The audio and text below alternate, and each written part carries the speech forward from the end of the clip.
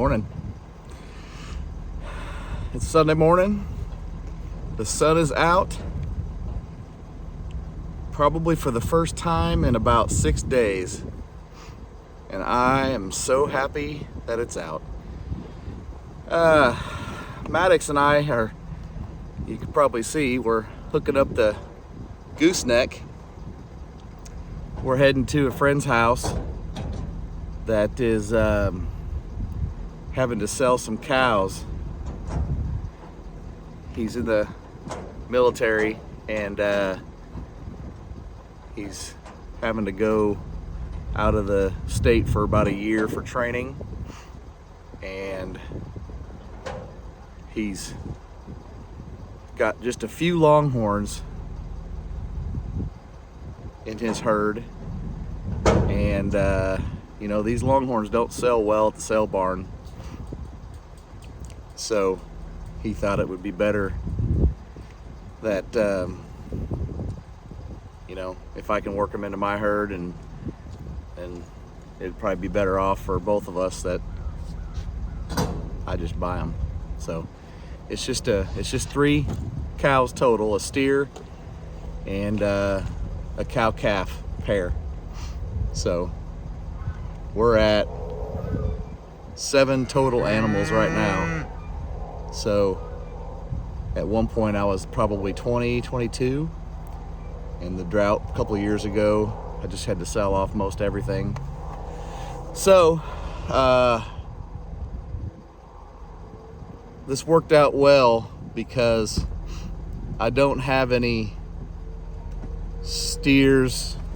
Well, I don't have anything that will be ready to butcher in the next probably 2 years. So this works out perfect with a 2-year-old steer. He'll be ready about at my next butcher date is at the very end of this year. So could work out perfect. So we'll see. And it's, you know, you kind of got to space out.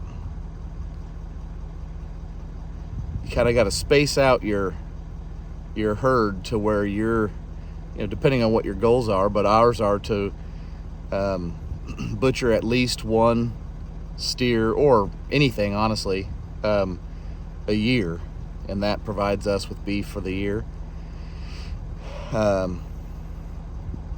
So as of right now, you know, I don't have, my plan is to butcher one of my older cows in November. That's my next butcher date.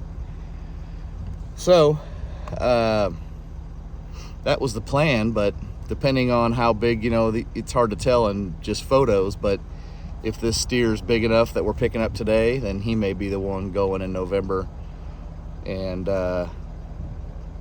otherwise we'll keep him till maybe spring, or he may be next fall's beef. But anyways, we're loaded up. Sure is nice having help. A young, capable young man. Sure is handy to have around, huh? Yep. Anyway, we'll look at the cows here. Like I said, the sun's out. Lots of frost on the ground. It's about 40 degrees, but man, it feels a lot colder than that. But anyway, we're gonna get on the road. We'll see you shortly.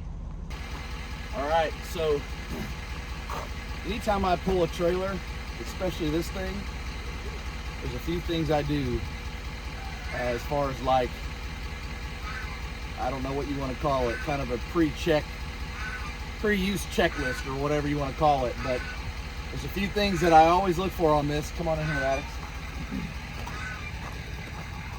First of all, you got to make sure that your pin is secure. You also have to make sure that your lights are plugged in and working. So that's something, I always make sure my lights are actually working every single time.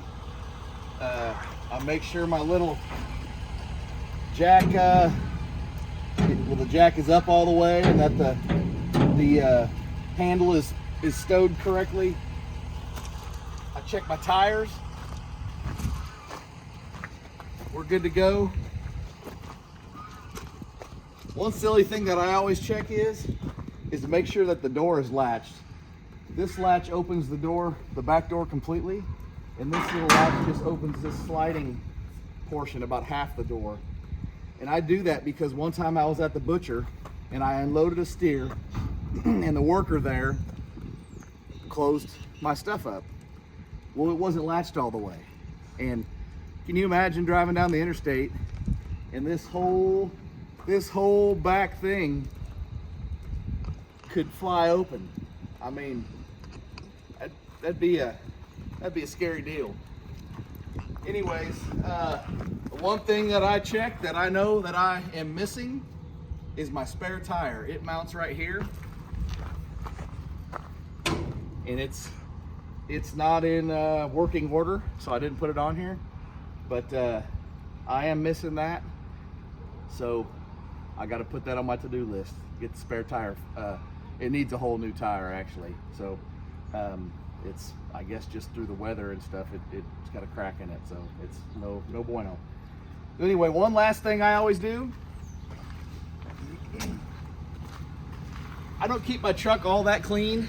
It's just not something that we live on a half-mile long gravel road, gravel/dirt road. But it's almost impossible to keep your vehicles clean. If it's real bad, I'll take it to one of the, do-it-yourself car washes, or I just do it here actually normally, just to get the big stuff off. But one thing I can't stand is having dirty windows, and even worse, dirty mirrors. So, before we head out,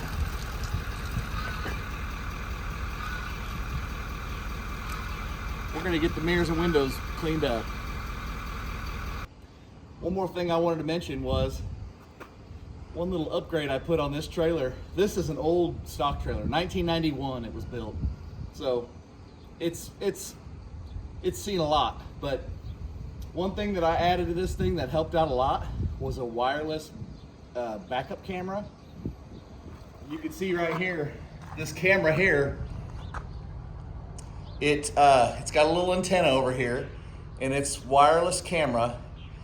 It gets power through the brake lights and running lights. So the only thing is you have to have your lights on, not just the automatic lights or the running lights or whatever. Your actual headlights have to be on, which, with these newer vehicles, you have to manually put to on. That's the only thing you have to do. As far as the audio or the video, it's done wirelessly. So we'll go inside the cab and I'll show you what it looks like inside there. All right, so this is the setup inside. I've got this for my phone, and then I don't know how this is gonna turn out. Sometimes filming something that's a TV or a monitor doesn't show correctly, but this is the monitor inside, and this is not a new system. I've had this for a long time, so I'm sure there's a lot better stuff out there, but this is what I have. And this actually came with 2 cameras, so I have one that I can take on and off my flatbed, just like car hauler type trailer as well. So that's the setup. This is just on a mount that has a magnet on the back, holds it up there. So pretty simple deal. All right, so we're actually back home already. We've got the new animals here. I didn't film it all when we were loading them. My buddy's place, partly, privacy, right? Not everybody wants their place filmed, so I didn't even ask. I just didn't film it all. It was also, it was kind of tight backing into where his pens were, and there's a bunch of other cattle we were kind of dealing with, so we had to sort through them. And it was also, we've had 5 or 6 days of rain and mist and a lot of moisture, and it was muddy and it was a mess. So anyways, we got loaded up and we're back home. We've got this one. He's probably a 2-year-old. He's actually still a bull, an intact bull, but we'll get him banded and steered as soon as we can, so he doesn't fight with Judge, our bull. And then also there's probably a 8 or 9-year-old mama cow with a calf, this past fall's calf. So we got them home. They looks like they got a little bit of winter mites going on around their necks. You can tell when they are rubbing a lot against trees or fence or whatever. Sometimes it's mites, which about this time of year, that's pretty normal, right? They get those and they're just scratching. So I've actually already treated them for mites, and I've also poured, it's wormer that pours on their backs. I've already done all that, but I'm going to explain what I do. So this is ivermectin, ivermectin. It's a liquid, it's kind of a blue liquid. And what I do is, so I don't have to remember every time, oh, how many cc's per 100 pounds of weight or whatever. I just have a glass jar, and I was taught this by an old man he's kind of been my mentor. I say old man. He's a lot older than me, but he's not that old. But anyway, so I have a glass jar with a lid. This is like a pickle jar or something. And I actually labeled it. I tried using a marker, but it would rub, the mark would rub off every time I used it. So I put a label, and then I put clear tape over it to protect it. But I mark what it is, Ivermax wormer, what it calls for, and then I actually got a line here with about 1,000-pound animal, and that's what I fill it up to. So kind of an easy way to do it. They do make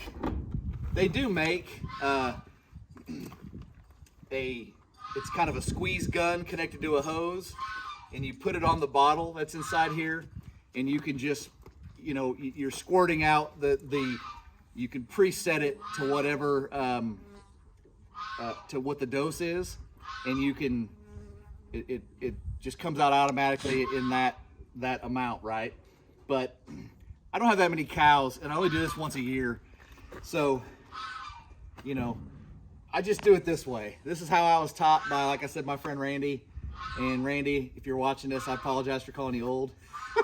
I always give him crap for being old anyway, so just a little razzing. But anyway, this is kind of how I was taught, so this is what I do. And I don't want to spend the $50 or $100 for this little squeeze gun thing and the hose. It just kind of seems like too much work for me. If you were working a lot of cows, it would be worth it, but for what I'm doing, this works great.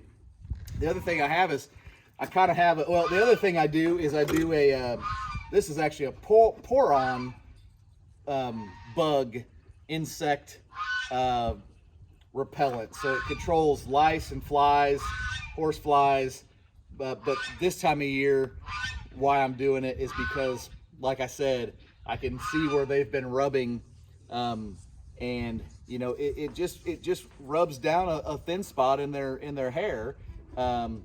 If they have it bad enough, it can really be bad for them. This is totally normal, but I'm just saying, before I get these out here into my herd, I'm going to make sure I take care of this. But I usually have that every year. Usually in about February or so, I start seeing my cows will have spots where they've been rubbing. Same thing. So totally normal, no big deal. What I'm going to do, you can spray this on with like a small handheld sprayer, or I just pour. You can see here, pour on. So I just poured it on. Mainly got it around their head and their neck. That's where they rub the most.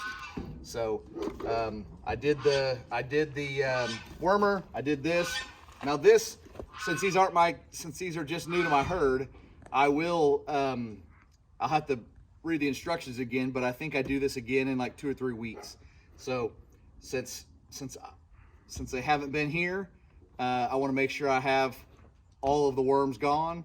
So the ones that are alive already in these cows, or I don't even know if they have worms, but it's a preventative, right? So the ones that are alive are going to be flushed out with this dose, and then the reproductive cycle of their, you know, their larva or whatever it's called that are already inside the animal, by the time they hatch and start living, this next dose will take care of those. So that's the goal anyway. So one other thing is I have kind of a little caddy here, and this is actually what I used to use at the gun range. Just kind of a handy little caddy. I'm sure it's made more for like cleaning supplies and stuff like that. I know, you know, a lot of people use it for that, but this is what I used to use at the gun range until I upgraded it to something a little bit better. And I thought, man, what a perfect little caddy. I can carry this bottle of the fly and lice control. I got my jar. I've got my ear tag tool with the ear tags. I've got needles for my syringe. I've got the bands for banding this, like what he'll get his testicles banded, and then after 3 or 4 weeks they fall off. So I've got everything in one spot, and the only thing I don't have in here is my syringe, the actual syringe, and the vaccine is kept in the refrigerator. So it's all kept in one handy spot. I keep it in the barn, and I know where everything's at. And you know, typically, if you're doing any of this stuff with cattle, you're doing all of it, right? Again, I stopped giving vaccines, like an 8-in-1 they call it, vaccine, to my cows several years ago. And I haven't had a problem, but now that I'm introducing new animals into the herd, they will definitely get it. And I will probably vaccinate my mama cows and my bull as well. I don't think I'll give it to any of the steers out here. But even if I did, I mean, they're not going to be butchered for 2 years or more. So, you know, it's plenty of time to work it out of its system. But anyways, we're going to put this stuff up, and I'm going to back into the pasture where we have 2 big sorting pens. And I'm sure you've seen that in other videos. But what I like to do is when I introduce new animals to whatever I have, whether it's a new pig or new chickens or cattle, whatever it is, I like to try to keep them separated, but in an area where they're able to smell each other and, you know, do all their animal stuff through a fence. So you can see out here the orange panels, those are the sorting pens. So we're going to unload them into there, and the cows that I have already will be able to sniff and do all the stuff they do, grunt and buck and kick and all that to show dominance and the different things amongst the herd. They can do all that from opposite sides of the fence. And I will leave these 3 animals in those pens for probably 2 weeks. They'll have their own hay. They're going to get some cubes. They're a little thin, so I will give them some cubes just to put on some weight, and some salt and mineral licks as well, just to make sure they're getting all the nutrients they need. And they'll stay in there for probably 2 weeks until I open it up and let them with the rest of the herd. So they'll be well introduced to each other. They'll be used to each other. And the other thing is these 3 animals won't have to compete for the hay. That's out for the animals. And then also, when it is cold, I've mentioned before in other videos, I throw out cattle cubes. They won't have to compete for those either. So anyways, we're gonna get unloaded and we'll see you in a minute.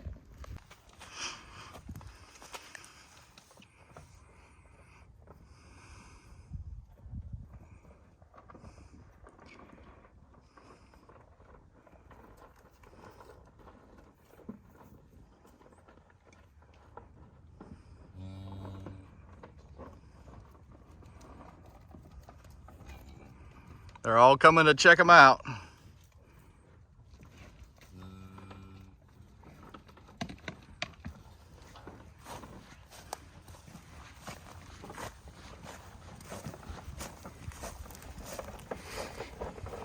You can see on this calf a little rub mark right there. That's what I'm talking about by these mites. No big deal, they're just scratching. So this other stuff that looks like kind of wet on his neck, that was because it's probably maybe hard to see in the camera, but that's from that wormer, or that's from the treatment for the mites. This little bit of blue stuff there, that's the wormer. So she's looking pretty hippie, but you know, she's got a calf and looks like he's probably still nursing. So, you know, this does happen. You see her hip bones there. Well, she's thin, but it should be all right.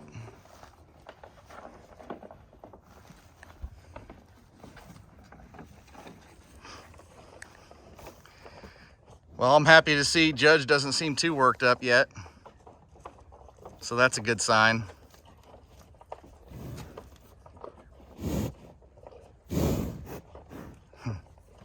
Whoa.